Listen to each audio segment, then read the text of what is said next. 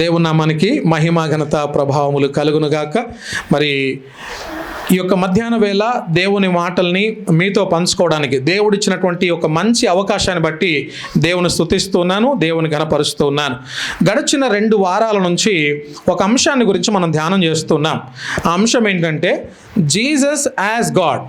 యేసుక్రీస్తు దేవుడా, యేసుక్రీస్తు నిజంగా దేవుడా, లేక దేవుడు కానాయనను దేవుడు అని చెప్పేసి చేసి మనము ప్రార్థనలు చేస్తున్నామా? దేవుడు కానటువంటి అతన్ని పట్టుకొని మనం దేవుడు అని చెప్పేసి అని మనం ఏమైనా కష్టపడుతున్నామా అనేది బైబిల్లో నుంచి చాలా ఆధారాలతోటి మనం జ్ఞాపకం చేసుకుంటూ వస్తూ ఉన్నాం. చారిత్రక ఆధారాలు ఉన్నాయి, సైంటిఫికల్ ఎవిడెన్సెస్ ఉన్నాయి. వాటన్నిటి జోలికి వెళ్లకుండా జస్ట్ బైబిల్లో నుండే యేసుక్రీస్తు దేవుడు అని చెప్పడానికి, యేసుక్రీస్తు నిజమైనటువంటి రక్షకుడు అని చెప్పడానికి ఆయనలో ఉన్నటువంటి గుణలక్షణాలు ఏంటి, ఆయన ఎలా అయితే ఆయనను దేవుడు అని చెప్పేసి మనం పిలవచ్చు, ఏ విధంగా అయితే అతను దేవుడు కాగలడు అనేటటువంటి సంగతులను బైబిల్లో నుంచి చాలా సందర్భాలు మనం చూసాం. అందులో ఈ రోజున మరికొన్ని విషయాలను నేను మీ ముందు ఉంచడానికి ఇష్టపడుతూ ఉన్నాను. అసలు ఎందుకని యేసు ప్రభును దేవుడు అని చెప్పేసి అంటున్నాము అని చెప్పేసి అంటే ఒక విషయాన్ని జ్ఞాపకం చేస్తాను. మానవునికి దేవునికి మధ్యవర్తి ఒక్కడే, ఆయన ప్రభు అయిన యేసుక్రీస్తు వారు. ఎందుకంటే మధ్యవర్తి లేకపోతే, మధ్యవర్తి మీడియేటర్ అనేవాడు లేకపోతే మనకు సరి అయినటువంటి మార్గం తెలియదు, మనం ఎక్కడికి వెళ్తున్నామో తెలియదు, ఏం చేస్తున్నామో తెలియదు. అందుకనే ఆ మీడియేటర్ వచ్చి మనకు సరి అయినటువంటి మార్గాన్ని నిర్దేశించాడు, చూపించాడు. ఒకసారి దేవుని వాక్యంలో నుండి కొన్ని మాటలు మనం చదువుదాం. మొదటి మాటగా యోహాను సువార్త 10వ అధ్యాయం. యోహాను సువార్త 10వ అధ్యాయము 7, 8, 9 వచనాలను మనం చదవబోతూ ఉన్నాం. దయచేసి అందరూ తీసి చదవండి. 10వ అధ్యాయము 7, 8, 9 వచనాలు. యేసు వారితో ఇట్లా నేను గొర్రెలు పోవు ద్వారమును నేనే, నాకు ముందు వచ్చిన వారందరూ దొంగలను దోచుకుని వారునై ఉన్నారు. గొర్రెలు వారి స్వరము వినలేదు. నేనే ద్వారమును, నా ద్వారా ఎవడైనా లోపల ప్రవేశించిన ఎడల వాడు రక్షించబడిన వాడై లోపలికి పోవచ్చు, బయటికి వచ్చుచు మేత మేయుచుండును. చిన్న మాట ప్రార్థన చేసుకుందాం వాక్యం నిమిత్తమై. అత్యంత కృపాభరితుడైన మా యేసు ప్రభువా, మీ నామానికి వెళ్ళలేని వందనాలు స్తోత్రాలు చెల్లిస్తూ ఉన్నాం. వాక్యము మీది నిలబడినటువంటి దాసుడు నీవాడు, నీ వాడుకుంటే వాడబడేవాడిని. నా బలము, నా శక్తి, నా జ్ఞానము సరిపోదు. దయతో ప్రభువా, నీ మాటల్ని నీ ప్రజలకు, నీ సేవకుని ద్వారా విరిచి వడ్డించవలసిందిగా మనవి చేస్తున్నాను. దయతో ఈ మాటలు వింటుండగానే నీవెంత గొప్ప దేవుడవో, నీవు లోకాన్ని ప్రేమించి ఎంతగా లోకము కొరకు మీరు ఎలాంటి త్యాగము చేశారో వాటన్నిటిని మేము తలపోసుకొని కృతజ్ఞతలు చెల్లించే విధముగా మా అందరితో మీరు మాట్లాడి మీరే మహిమ ఘనత ప్రభావాలు పొందమని నజరేయుడైన యేసయ్య నామములో మిక్కిలి వినయముతో అడిగి వేడుకుంటున్నాము తండ్రి, ఆమేన్. ఇక్కడ ఒక మంచి మాట మనం చూస్తూ ఉన్నాం. నేనే ద్వారమును. యోహాను సువార్త 10వ అధ్యాయము 9వ వచనాన్ని నేను చదువుతున్నాను. నేనే ద్వారమును, నా ద్వారా ఎవడైనా లోపల ప్రవేశించిన ఎడల వాడు రక్షింపబడిన వాడై లోపలికి పోవచ్చు, బయటికి వచ్చుచు మేత మేయుచుండును. ఎంత మంచి మాట అండి. అంటే చూడండి, ఇక్కడ యేసు ప్రభు వారి ద్వారా తప్ప ఎవ్వరు కూడా పరలోక రాజ్యంలో అడుగు పెట్టలేరు. అంటే ఆయన మాత్రమే మీడియేటర్గా, మధ్యవర్తిగా ఉండి ఆయన ద్వారా మాత్రమే మనం పరలోక రాజ్యానికి వెళ్ళగలం. ఇప్పుడు ఈ మాట చెప్పినటువంటి యేసయ్య ఆయన దేవుడుగా కాకపోతే, ఒకవేళ మనిషిగా ఉండి ఉంటే ఈ మాట అనడానికి ఆయన అర్హుడు కాదు. ఆయన ఈ మాట అనలేడు. ఒకవేళ ఈ మాట అంటే మనిషికి తగినటువంటి మాట కాదు అది. నేను ఆ మాట అనలేను. నా ద్వారా తప్ప మీరు పరలోకానికి రాలేరని నేను ఆ మాట చెప్పలేను. ఈవెన్ మీరు కూడా చెప్పలేరు ఆ మాటను. మా ద్వారా మీరు రావచ్చు అని చెప్పేసి ఎవ్వరికి కూడా మనం చెప్పలేం. అంటే మనం వెళ్ళాలి అని చెప్పేసి అంటే మనకు ఒక గుర్తింపు, లేకుంటే మనకు ఒక ఐడెంటిటీ ఉంది. అది ప్రభు అయిన యేసుక్రీస్తు వారి ద్వారా, యేసుక్రీస్తు ప్రభు వారిలో. కాబట్టి ఈ మాటలు వింటున్నప్పుడు మనం ఆలోచన చేయాలి ఏంటంటే యేసుక్రీస్తు ప్రభు వారి ద్వారా తప్ప ఎవరము కూడా పరలోక రాజ్యంలో ప్రవేశించలేము. ఇది మొదటి మాటగా మనం చూస్తూ ఉన్నాం. అంటే ఇక్కడ ఏమంటున్నాడు యేసు ప్రభువారు? ప్రభు అయిన యేసుక్రీస్తు వారు తండ్రిని చేరుకునేటటువంటి మార్గము. ఆయన మార్గమైనటువంటి వాడుగా ఉన్నాడు. లక్ష్మణ్ వింటున్నావా? లోకంలో చాలా మార్గాలు ఉన్నాయి, చాలా మార్గాలు ఉన్నాయి. అన్ని మార్గాలు కూడా పరలోక రాజ్యానికి తీసుకొని వెళ్ళేవి కాదు. అన్ని మార్గాలు కూడా పరలోక రాజ్యాన్ని తీసుకొని వెళ్ళేవి కాదు. ఒక రోజున వరంగల్ ప్రాంతంలో సువార్త పత్రికలు పంచుతూ ఉన్నాం. అది కే సముద్రం మండలం అనుకుంటాను. అదంతా కూడా అడవి ప్రాంతాలు వరంగల్లో. మరి ఇంటింటికి వెళ్ళి సువార్త పత్రికలు పంచుతూ ముందుకు వెళ్తూ ఉన్నాం.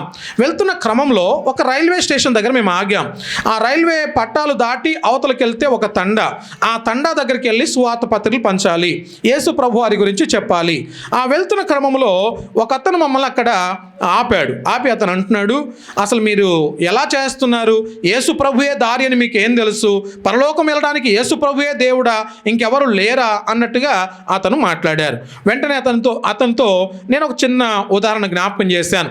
ఆ ఉదాహరణ ఏంటంటే, కనిపించేవన్నీ కూడా ఎర్ర బస్సులని, ఏదో ఒక ఎర్ర బస్సు ఎక్కేస్తే మా ఊరికి వెళ్తాను అని చెప్పేసి అనుకుంటే మన బుద్ధి తక్కువతనం. అది కనిపించేవన్నీ ఎర్ర బస్సులే. ఇప్పుడు బస్ స్టేషన్కి వెళ్తాం, రకరకాల బస్సులు కనబడతాయి. అన్నీ కూడా అరే మా ఊరికి వచ్చే బస్సు ఎర్ర కలర్లో ఉంటుంది కనుక ఈ ఎర్ర కలర్ బస్సే మా ఊరికి వెళ్తుంది, ఇదే బస్సు ఎక్కేస్తాను అని చెప్పేసి అనుకుంటే అది మన బుద్ధి తక్కువతనం. ఆ బస్సు ఎక్కడికి వెళ్తుంది, ఎక్కడ ఆగుతుంది, మన ఊర్లో ఆగుతుందా లేదా, ఇవన్నీ కూడా మనం కనుక్కున్న తర్వాతనే బస్సు ఎక్కుతాం. అవునంటారా కాదంటారా? అలానే ప్రభు అయిన యేసుక్రీస్తు వారిని నమ్మడం అని చెప్పేసి అంటే అర్థం ఏంటంటే పరలోక రాజ్యానికి చేరుకోవడము. ఎందుకంటే ఆయన అన్నాడు, నేనే మార్గాన్ని అని మాట్లాడుతూ ఉన్నాడు. కాబట్టి మార్గము కానివాడు నేను మార్గాన్ని అని చెప్పి చెప్పలేడు ఎప్పుడు కూడా. ఆయన మార్గమైనందుకే నేను మార్గాన్ని అని చెప్పి చెప్పగలుగుతున్నాడు. ఆయన మార్గములోనే తప్ప ఇంకెవ్వరికి కూడా పరలోక రాజ్యం అనేది ప్రాప్తించదు. దేవునికి మహిమ కలుగును గాక. ఇది మొదటి మాట. ఇక రెండవ మాట చూద్దాం. ఈ రోజు కొరకు రెండవ మాట, ప్రభు అయిన యేసుక్రీస్తు వారు ఆరాధనకు అర్హుడు. మొదటి మాట ఏమని చూసాము? ప్రభు అయిన యేసుక్రీస్తు వారు తండ్రిని చేరుకునే మార్గం అని చూసాం. అంటే తండ్రి దగ్గరికి వెళ్ళాలంటే ఎవరు మార్గము? ప్రభు అయిన యేసుక్రీస్తు వారు. మరి రెండవ మాటగా ప్రభు అయిన యేసుక్రీస్తు వారు ఆరాధన పొందడానికి యోగ్యుడు లేక అర్హుడు. ఒకసారి మత్తయి సువార్త 14వ అధ్యాయం 33వ వచనాన్ని చదువుదాం. మత్తయి సువార్త 14వ అధ్యాయము 33వ వచనాన్ని చదువుదాం. వారు దోణి ఎక్కినప్పుడు 33 వచ్చి నీవు నిజముగా దేవుని కుమారుడవని చెప్పి ఆయనకు మ్రొక్కిరి. ఇక్కడ తెలుగులోనేమో మ్రొక్కిరి అని మాట చూస్తాం. ఇంగ్లీష్లో ఎలా రాయబడింది? Then they that were in the ship came and worshipped him అని చెప్పేసి ఉంది. వారు యేసు ప్రభు వారికి వర్షిప్ చేశారు, అనగా ఆరాధన చేశారు. ఇప్పుడు మీరు చెప్పండి, మనిషికి ఎవరైనా ఆరాధన చేస్తారా? ఎవరు చేయరు. ఒకవేళ చేసిన వారి నిజ స్వరూపాలన్నీ కూడా ఒక టైం రాగానే బట్టబయలు అయిపోతాయి. చాలామంది నేను దేవుణ్ణి అని చెప్పేసి అనుకొని చాలామంది లోకంలో బయలుదేరారు. వారందరూ కూడా ఒక టైం వచ్చినప్పుడు పట్టుబడిపోయారు. అది ఎల్ఐసి వ్యక్తులైనా సరే, ఒక ఆయన ఎల్ఐసి ఏజెంట్గా పనిచేస్తూ ఇక నాకు ఇందులో సరిపోవట్లేదు, మరి నేను ఎక్కువ డబ్బులు సంపాదించాలని చెప్పేసి అనుకొని అతను ఏం చేశాడు? బాబా స్వరూపాన్ని ధరించాడు. ఆ బాబా దొంగ బాబాగా మరి మనుషులు గుర్తించిన తర్వాత ఏదో ఒక టైంలో దొరికిపోయారు.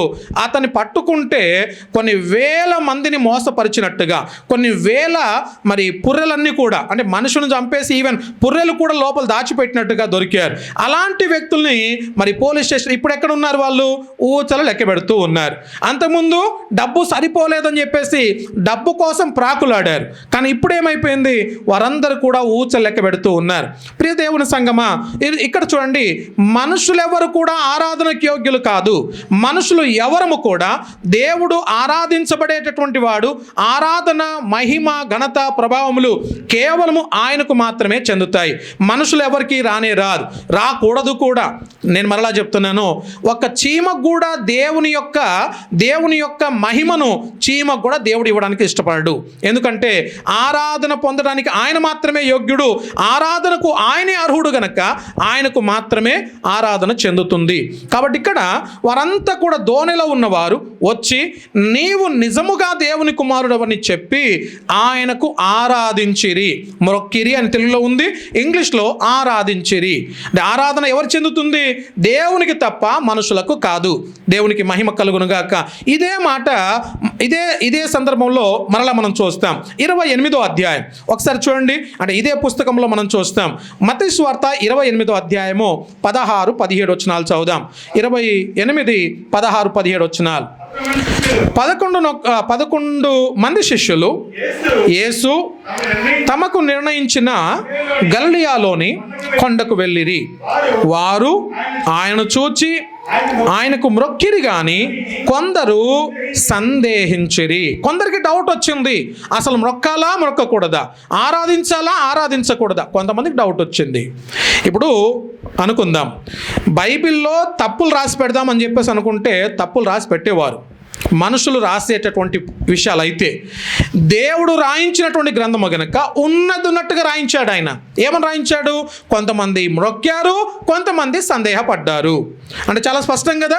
అంటే కొంతమంది డౌట్ పడ్డారు, వారు ఆరాధించడానికి అసలు ఆరాధించాలా వద్దా అన్నట్టుగా వారు వెనకాడుతూ ఉన్నారు అని ఎంత చక్కగా మరి ఉన్నట్టుగా బైబిల్ని మనం ఇక్కడ చూడొచ్చు, అంటే ఆ మాటలు గమనించవచ్చు.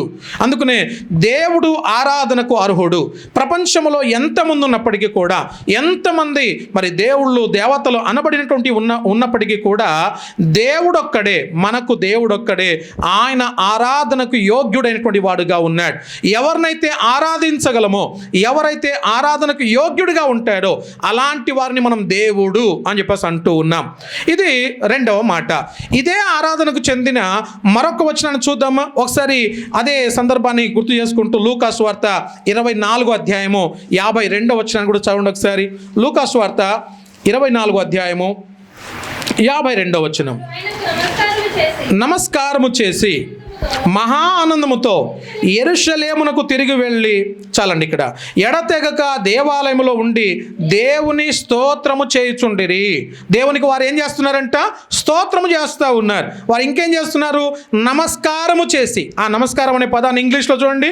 And they worshipped him and returned to Jerusalem with great Joy. వారు చాలా గొప్ప ఆనందంతో తిరిగి వచ్చారు. ఆరాధించిన తర్వాత వారిలో ఆనందం కలిగింది. దేవునికి మహిమ కలుగునుగాక. అంటే దేవుని ఆరాధించే వారి హృదయాలలో ఆనందం కలుగుతుంది. ఆరాధన అంటే ఎవరికి అర్థమవుతుంది అని చెప్పేసి అంటే ఆరాధించే వారికి అర్థమవుతుంది. ఒక చిన్న గ్లాస్ తీసుకొని చాలా పెద్ద గ్లాస్ తోటి మనం వాటర్ పోసామనుకోండి, ఇది నిండిన తర్వాత బయటికి పొంగి పొర్లుతుంది కదా. ఆ పొంగి పొర్లినటువంటి దాన్ని మనం ఏమంటున్నామంటే ఆరాధన అంటున్నాం. ఆరాధన అంటే ఏంటి? అర్థం ఏంటి? దేవుడు చేసిన మేలులను నా హృదయంలో నుండి ఉప్పొంగి, అంటే బయటకు వచ్చి దేవుడు ఇన్ని మేలులు చేశాడు, దేవానికి వందనాలు అని చెప్పేసి ఎవరు చెప్పగలుగుతారో, ఎవరు నిజంగా దేవునికి కృతజ్ఞతలు చెప్పగలుగుతారో వారు దేవుని ఆరాధన చేసినటువంటి వారు. దేవునికి మహిమ కలుగునుగాక. అది మరి రెండవ మాట. మొదటి మాట ప్రభు అయిన యేసు తండ్రిని చేరుకునేటటువంటి మార్గం అని చెప్పేసి మనం చూసాం. ఇక రెండవదిగా ప్రభు అయిన యేసు క్రీస్తు వారు ఆరాధనకు అర్హుడు లేక మరి పూజార్హుడు అనే మాట మనం చూసాం. ఇక మూడో మాటను చూద్దాం. దయచేసి యోహాను సువార్త 14వ అధ్యాయము 13-14 వచనాలు చదువుదాం. యోహాను సువార్త 14వ అధ్యాయము. దేని అడుగుదురో తండ్రి కుమారుని యందు మహిమపరచబడుటకై దానిని చేతును. నా నామమున మీరు నన్నేమి అడిగినను నేను చేతును. దేవునికి స్తోత్రం కలుగును గాక. ఇక్కడ యేసుక్రీస్తు ప్రభు వారు ఏమై ఉన్నాడు అంటే, ప్రభు అయిన యేసుక్రీస్తు వారి నామములో ప్రార్థిస్తే ఏమి అడిగినా అది మనం పొందుకుంటాం, అది ఆయన చేస్తాడు. చూడండి, ఇప్పుడు మనిషి పేరట లేక మనిషి నామములో మనం ప్రార్థన చేస్తే ఎవరైనా ఏదైనా ఇస్తారా? ఏమైనా ఇవ్వగలుగుతారా? ఏమి ఇవ్వలేరు. ఒకవేళ ఓం బోం ఫట్ అని చెప్పేసి ఒక లింగాన్ని తీసియొచ్చు, లేకుంటే విభూతిని తీసియొచ్చు, ఇంకేమైనా వారు మాయా మంత్రాల్లాగా చూపించవచ్చు గాక. కానీ దేవుడైతే ఒకటేమనుకున్నాము, ఆరాధనకు అర్హుడు అని చెప్పేసి మాట్లాడుకున్నాం. ఇక ఇందులోనే ఇంకొక మాట మనం చూస్తాం ఏంటంటే, ఆయన పేరట ఏమడిగినా అది మనం పొందుకుంటాం. ఇది మనుషుల ద్వారా మనం పొందుకోగలిగిందా? లేదండి. చాలామంది డాక్టర్ల దగ్గరికి వెళ్ళి కాళ్ళ మీద పడేటటువంటి పరిస్థితులు ఉంటాయి. కొంతమంది వారి యొక్క తండ్రి కానీ తల్లి కానీ చనిపోయే పరిస్థితులు అయితే డాక్టర్ గారు మీరే దేవుడు, ఇవే మీ చేతులే పాదాలు అనుకొని వారికి మొక్కడానికి కూడా ఏమాత్రం వెనకాడరు. అంతగా వారు బ్రతిలాడుతూ ఉంటారు. ఇక్కడ గమనించండి, దేవుడు అంటున్నాడు, అంటే దేవుని దగ్గరికి వచ్చినటువంటి వారందరూ కూడా చెప్పవలసిన మాట ఏంటంటే, ఆయన నామం పేరట మనం ఏది అడిగినా ఆయన లేదు కాదు అనకుండా ఇవ్వడమే. అది దేవునికి మాత్రమే సాధ్యం, మనిషికి ఎవరికి కూడా సాధ్యం కాదు. ఇది 3వ మాట. దేవునికి మహిమ కలుగును గాక. ఇక 4వ మాట దగ్గరికి వద్దాం. మత్తయి సువార్త 10వ అధ్యాయం 40వ వచనాన్ని మనం చదువుదాం. మత్తయి సువార్త 10వ అధ్యాయము 40వ వచనము. మిమ్మును చేర్చుకున్నవాడు నన్ను చేర్చుకున్నవాడు నన్ను పంపిన వాని చేర్చుకొనును. చాలండి, ఇక్కడ మిమ్మును చేర్చుకున్నటువంటి వాడు. ఇక్కడ చూడండి, ప్రభు అయిన యేసుక్రీస్తు వారు సర్వాధికారము కలిగి ఘనపరచదగినటువంటి వాడుగా ఉన్నాడు. సర్వాధికారాలు ఉన్నాయి. ఇంకొక మాట చదువుదాం. యోహాను సువార్త 5వ అధ్యాయం 23వ వచనం. యోహాను సువార్త 5వ అధ్యాయము 23వ వచనంలో ఇది చాలా ఇంకా స్పష్టంగా మనకు అర్థమవుతుంది. యోహాను సువార్త 5:23.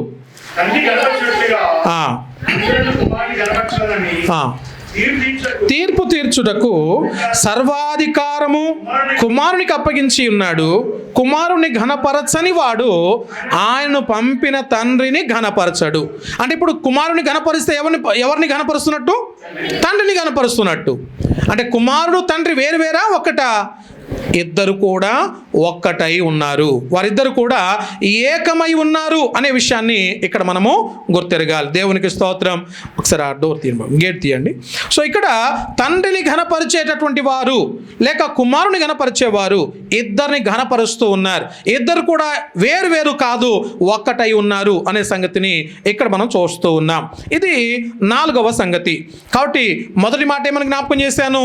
ప్రభుని యేసుక్రీస్తు వారు తండ్రిని చేరుకునే మార్గమైన వాడు అని మనం నేర్చుకున్నాం. ఇక రెండోదిగా ప్రభుని యేసుక్రీస్తు వారు ఆరాధనకు అర్హుడు అని చెప్పేసి నేర్చుకున్నాం. ఆయన ఆరాధనకు అర్హుడు, పూజ్యుడు. ఇక 3వ మాట, ప్రభు అయిన యేసుక్రీస్తు నామములో మనం ప్రార్థిస్తే ఏమి అడిగినా అది మనం పొందుకుంటాం. అది 3వ మాట. ఇక 4వ మాట, ప్రభుని యేసుక్రీస్తు సర్వాధికారము కలిగినటువంటి వాడై ఘనపరచదగినటువంటి వాడు. మనుషుల్ని ఘనపరచలేము, మనుషులు ఎవరిని కూడా ఘనపరచలేము. కానీ మనం ఘనపరచవలసింది దేవుని మాత్రమే. దేవుని మనం ఘనపరచగలం. దేవునికి మహిమ కలుగునుగాక. తర్వాత 5వ మాట మనం చూద్దాం ఒకసారి. యోహాను సువార్త 8వ అధ్యాయం 46వ వచనాన్ని చదువుదాం. యోహాను సువార్త 8వ అధ్యాయము 46వ వచనం. నాయందు పాపమున్నదని మీలో ఎవరు స్థాపించును? నేను సత్యము చెప్పుచున్న ఎడల మీరెందుకు నన్ను నమ్మరు? ఇక్కడ మనం చూడొచ్చు, యేసుక్రీస్తు ప్రభువారు మరొక సవాలు ప్రపంచవ్యాప్తముగా ఆయన ఇస్తూ ఉన్నాడు. కేవలము తెలుగు రాష్ట్రాలకు తెలుగు వాళ్ళకే కాదు, ప్రపంచంలో ఉన్న ప్రతి ఒక్కరికి కూడా more than half of the population ప్రపంచవ్యాప్తంగా యేసు ప్రభు నమ్మినటువంటి వారు ఉన్నారు. వారందరూ కూడా తెలివి లేనటువంటి వాళ్ళు, జ్ఞానం లేని వాళ్ళు, చదువు లేనటువంటి వారు కానే కాదు. యేసుక్రీస్తు నమ్మినటువంటి ప్రజలు ప్రపంచవ్యాప్తంగా సగం కంటే ఎక్కువ మంది యేసు ప్రభు నమ్మినటువంటి వారు ఉన్నారు. ఎలా సాధ్యమైంది ఇది? యేసు ప్రభులో సత్యం లేకపోతే, ఆయనలో నిజాయితీ లేకపోతే ఎవరు కూడా యేసు ప్రభుని నమ్మరు కదా. ఎందుకని ఇంతగా నమ్మారు అని చెప్పేసి అంటే ఆయన సత్యదేవుడు గనక. అందుకని ఇక్కడ అంటున్నాడు, నా యందు పాపమున్నదని మీలో ఎవడు స్థాపించును? ఎవరైనా చూపించగలుగుతారా? యేసు ప్రభు తప్పు చేశాడని చూపించగలుగుతారా? బైబిల్లో చాలామంది ఈ మధ్యలో బయటికి వచ్చి వాళ్ళు చెప్తా ఉన్నారు, లోతు తప్పు చేశాడు కదా, లోతు కుమార్తెలు తప్పు చేశారు కదా, లోతును బాగా తాగించి ఆయనతో శయనించారు కదా అని రకరకాలుగా మనుషులు చేసిన తప్పులను చూపిస్తున్నారు తప్ప దేవుడు చేసిన తప్పును చూపించలేకపోతున్నారు. ఎందుకంటే దేవుళ్ళో తప్పు ఉండదు. దేవుడు ఎప్పుడు కూడా తప్పు చేయనేరడు. ఆయన ఎన్నడూ కూడా పాపము చేయనేరడు. ఎందుకంటే ఆయనలో పరిశుద్ధత ఉన్నది. ఆయన పరిశుద్ధుడైనటువంటి దేవుడు, పాపం అంటే ఎరగనటువంటి వాడు, పాపము ఏమాత్రము కూడా చేయనటువంటి వాడు. అందుకని ఆయన పరిశుద్ధుడయ్యాడు. ఈరోజు ప్రపంచవ్యాప్తంగా ఎంతమంది ఉంటే, మనుషులున్నా లేకుంటే మనుషులు పెట్టుకున్నటువంటి దేవతలు దేవుళ్ళు ఎవరున్నా ఒక్కసారి మీరు తెరిచి చూడండి వారి చరిత్రలు. దేవుళ్ళలో మనుషుల్లో ఎక్కడైనా తప్పులు కనబడతాయా? అందరూ కనబడుతూ ఉంటారు. అందరూ కూడా తప్పులు చేసినటువంటి వారు కనబడుతూ ఉంటారు. కానీ యేసు ప్రభు వారిలో ఎక్కడ కూడా మరి విషమాత్రము కూడా తప్పు చేసినట్టుగా కనిపించడు. కనిపించడు అంటే సీక్రెట్గా చేశాడని కాదు అర్థం. ఎక్కడ కూడా ఆయనలో తప్పు లేనే లేదు. దాన్నే యేసు ప్రభు వారు ఇలా అన్నారు, నా యందు పాపమున్నదని మీలో ఎవడు స్థాపించును? నేను సత్యము చెప్పుచున్న ఎడల మీరెందుకు నన్ను నమ్మరు? యేసు ప్రభు వారే క్వశ్చన్ చేస్తున్నారు. ఆయన సత్యవంతుడు, పాపము లేనటువంటి వాడు. దేవునికి మహిమ కలుగునుగాక. కాబట్టి ఐదవదిగా, ప్రభువైన యేసుక్రీస్తు నందు ఎటువంటి పాపము లేదు. మనిషి అయితే పాపం చేస్తాడు. ఆయన దేవుడు గనుకనే పాపానికి అతీతుడుగా ఉన్నాడు, అతీతుడుగా దూరముగా ఉన్నాడు. ఏమాత్రము పాపము చేయలేనటువంటి వాడుగా, చేయని వాడుగా ఉన్నాడు. మనుషులైతే పాపం చేస్తాం. ఉదయం లేచినప్పటి నుంచి పడుకునేంత వరకు ఎన్ని దుష్ట ఆలోచనలో, ఎన్ని చెడు ఆలోచనలో, లేకుంటే ఎవరిని మోసపరుస్తామా, ఎవరిని మోసం చేద్దామా, లేకుంటే అబద్ధం ఆడదాం, మోసం చేద్దాం, దొంగతనం చేద్దాం, ఇవన్నీ కూడా మనిషిలో కలిగేటటువంటి ఆలోచనలు. కానీ దేవుడైతే ఆయన తప్పు లేనటువంటి వాడు, పాపము ఏమాత్రము కూడా ఆయనలో లేదు అని వాక్యం సెలవిస్తూ ఉంది. అదే 14వ అధ్యాయము యోహాను సువార్త 30వ వచనం కూడా చదువుదామా? 14వ అధ్యాయం 30వ వచనం కూడా చదువుదాం. యోహాను సువార్త 14వ అధ్యాయము 30వ వచనం. విస్తరించి మాట్లాడను, ఈ లోకాధికారి వచ్చుచున్నాడు, నాతో వానికి సంబంధం ఏమీ లేదు. అయినను నేను తండ్రిని ప్రేమించుచున్నానని లోకము తెలుసుకున్నట్లు తండ్రి నాకు ఆజ్ఞాపించినది నెరవేర్చుటకు నేను ఇలాగు చేయుచున్నాను. లెండి, ఇక్కడి నుండి వెళుదాము. దేవునికి మహిమ కలుగునుగాక. యేసుక్రీస్తు ప్రభు వారు చెప్తున్నటువంటి మాట, నేను విస్తరించి మాట్లాడాల్సిన పని లేదు. ఎందుకంటే చూడండి, యేసయ్యలో తప్పు ఉంటే ఈ పాటికి వందలు కాదు వేలు బయట చెప్పేవారు. ఎంతోమంది మరి యేసు ప్రభు వారిని ఇది తప్పుడు దేవుడు, నిజమైన దేవుడు కాదని వారు నిరూపించడానికి ఎన్ని ప్రయత్నాలు చేసేవారు. యేసయ్యలో తప్పు లేదు గనకనే నేటికి కూడా అనేక మంది యేసు ప్రభు వారి దగ్గరికి వస్తున్నారు, ఆయన దేవుడుగా నమ్ముతూ ఉన్నారు. అది ఎలాంటి కులము కానీ, మతము కానీ, వర్ణ భేదాలు కానీ ఏది లేకుండా అందరూ లోకవ్యాప్తంగా, ప్రపంచవ్యాప్తంగా యేసు ప్రభును దేవుడుగా వారు విశ్వసిస్తూ ఉన్నారు, నమ్ముతూ ఉన్నారు. ఇది 5వ మాట. ఇక 6వ మాట మనం చూద్దాము. అదే 8వ అధ్యాయము 58వ వచనం చదువుదాం. యోహాను సువార్త 8వ అధ్యాయము 58వ వచనము. యేసు అబ్రహాము పుట్టక మునుపే నేనున్నానని మీతో నిశ్చయముగా చెప్పుచున్నాను నేను. కాబట్టి వారు ఆయన మీద రువుటకు రాళ్ళెత్తిరి గాని దాగి దేవాలయములో నుండి బయటికి వెళ్ళిపోయాను. చూడండి, ఇక్కడ గమనించండి. యేసు అబ్రహాము పుట్టక మునిపే నేనున్నాను అని మాట్లాడుతున్నాడు. అబ్రహాము వయసు ఎక్కడా? యేసు ప్రభు వారి వయసు ఎక్కడా?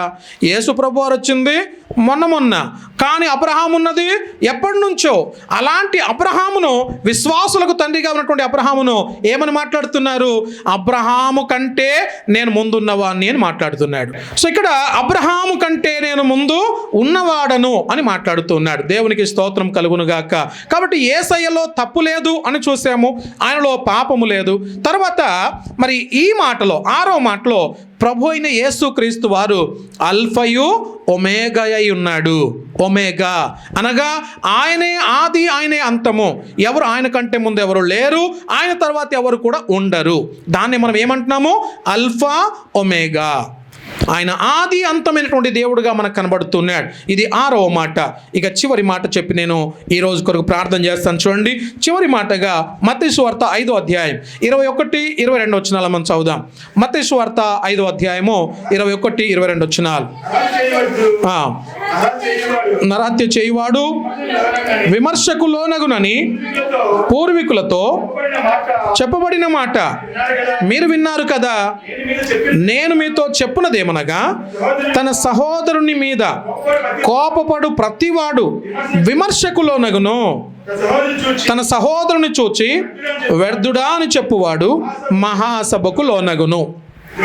ద్రోహి అని చెప్పువాడు నరకాగ్నికి లోనగును. చాలు బ్రదర్, ఇక్కడ మనం చూస్తున్నాము మరి చివరి మాటగా, ఈ రోజుకు చివరి మాటగా ప్రభు అయిన యేసుక్రీస్తు వారి మాటలు అధికారము కలిగినటువంటి మాటలు. అంత మాత్రమే కాదు కానీ పాత నిబంధన గ్రంథంలోని మాటలను ఎత్తి చూపుటకు అధికారం కలిగినటువంటి వాడుగా ఉన్నాడు. అంటే ఆయన పాత నిబంధనలో ఉన్నటువంటి మాటల్ని ఆయన మాత్రమే ఎత్తి చూపించగలడు. అంటే ఆ మాటకు సమానమైనటువంటి మాట ఆయన మాత్రమే చెప్పగలడు. ఆయన దేవుడు గనక దేవుడైతేనే ఆ మాట చెప్పగలడు. మనుషులైతే దానికి ఈక్వల్గా చెప్పినట్టే ఉంటాము కానీ ఇంకొకలాగా లేకుంటే దాన్ని మార్చి చెప్పే అవకాశాలు ఉంటాయి. ఆయన దేవుడు గనుకనే మరి పాత నిబంధన గ్రంథంలో ఉన్నటువంటి మాటలన్నింటినీ కూడా ఆయన 5 సార్లు ఇక్కడ మనం చెప్పినట్టుగా మనం చూస్తూ ఉన్నాం. ఇంకొక మాటను చదవండి ఒకసారి, 27, 28 వచనాలు. అదే మత్తయి సువార్త 5వ అధ్యాయము 27, 28. చేయొద్దని చెప్పబడిన మాట మీరు విన్నారు కదా. స్త్రీని మోహపు చూపుతో చూచు ప్రతివాడు అప్పుడే తన హృదయమందు ఆమెతో వ్యభిచారం చేసిన వాడు. ఇక్కడ యేసుక్రీస్తు ప్రభువారు పాత నిబంధన గ్రంథాన్ని ఎత్తి చూపిస్తున్నటువంటి వాడుగా ఉన్నాడు. పాత నిబంధన గ్రంథంలో ఉన్నటువంటి మాటల్ని ఆయన ఎత్తి చూపిస్తున్నాడు. ఎటువంటి ఆజ్ఞ అది? వ్యభిచరించకూడదు, వ్యభిచారం చేయొద్దు. ఆ మాట ఎవరు చెప్తే సూటబుల్ అవుతుంది అని చెప్పేసి అంటే వ్యభిచారము చేయని వాడు చెప్తేనే సూటబుల్. అది ఎవరో చెప్తే కాదు, మనుషులు ఎవరైనా చెప్పొచ్చు గాక, కానీ వ్యభిచారము చేయని వాడైతేనే ఆ మాట చెప్పడానికి అర్హుడు ఆయన. అది ప్రభుని యేసుక్రీస్తు వారు. దేవునికి మహిమ కలుగును గాక. అదే అధ్యాయంలో నుండి ఇంకొక వచనం కూడా చదువుదాం. 38, 39 వచనాలు. కంటికి కన్ను పంటికి పన్ను అని చెప్పబడిన మాట మీరు విన్నారు కదా. ఇక్కడ 5 సందర్భాలు అని చెప్పేసి అన్నాను కదా. ఒకటేమో 21, 22 వచనాల్లో ఏమనుంది బ్రదర్? 21, 22లో నరహత్య చేయొద్దు. తర్వాత రెండవ ఆజ్ఞ 27, 28లో వ్యభిచరించకూడదు. తర్వాత 33, 34 వచనాలలో నీవు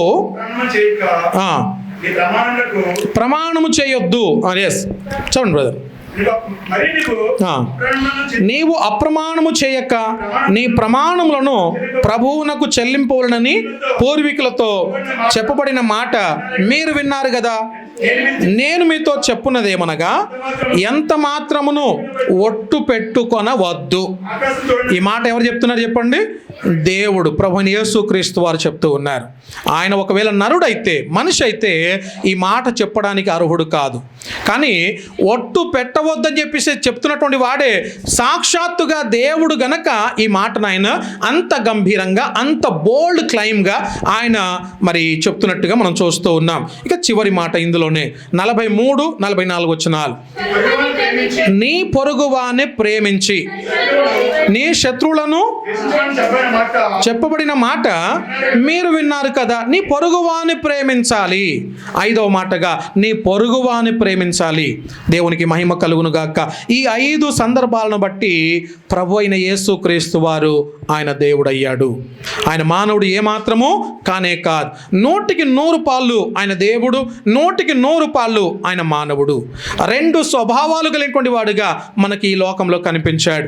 అందుకనే ప్రభుని యేసుక్రీస్తు వారిని దేవుడు అని సర్వలోకము, ఒక భారతదేశమే కాదు అన్ని దేశాల వారు ప్రభుని యేసుక్రీస్తు వారిని దేవుడుగా నమ్మి ఆయన పూజిస్తూ ఉన్నారు, ఆరాధిస్తూ ఉన్నారు. తల వంచుదాం, కళ్ళు మూసుకుందాం. చిన్న మాట ప్రార్థన. అత్యంత ప్రేమభరితుడైన మా యేసు ప్రభువా, మీ నామానికి వెళ్ళలేని వందనాలు, స్తోత్రాలు చెల్లిస్తూ ఉన్నాం. ఈ మధ్యాహ్న వేళ మీరు మాట్లాడినటువంటి ఈ 7 మాటల సారాంశాన్ని బట్టి కృతజ్ఞతలు చెల్లిస్తూ ఉన్నాం.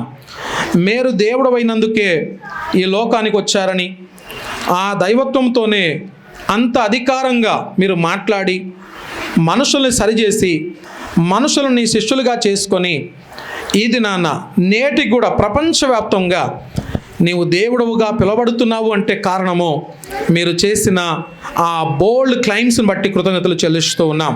మీరెంత అధికారికంగా నేను దేవుణ్ణి అని చెప్పి చూపించుకున్నారో వాటన్నిటిని బట్టి కృతజ్ఞతలు చెల్లిస్తూ ఉన్నాం. ఈ మధ్యాహ్న వేళ మాట్లాడినటువంటి ప్రతి మాట మా హృదయాలలో పదిలపరిచి నీ నామ మహిమార్థమై రానున్న దినాల్లో అనేకులకు ఆశీర్వాదకరముగా ఈ మాటల్ని ఉంచమని నజరేయుడైన యేసయ్య నామములో మిక్కిలి వినయముతో అడిగి వేడుకుంటున్నాము తండ్రి. ఆమెన్.